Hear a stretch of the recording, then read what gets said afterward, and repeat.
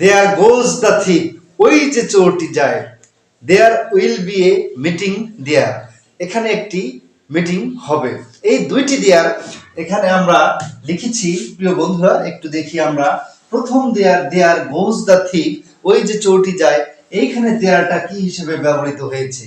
এবং দ্বিতীয় number there, there will be a meeting there, সেখানে একটা মিটিং হবে।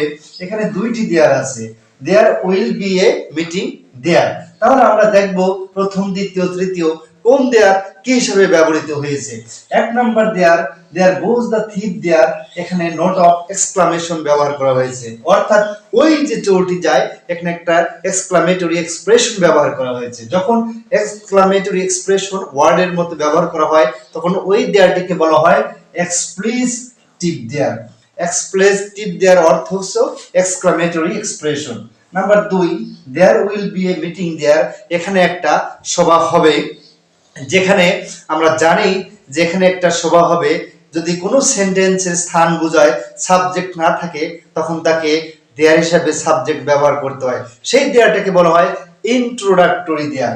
তাহলে 2 নাম্বার হচ্ছে ইন্ট্রোডাক্টরি দেয়ার অথবা ডামি সাবজেক্ট হিসেবে ব্যবহার করা হয় এই দেয়ারটাকে।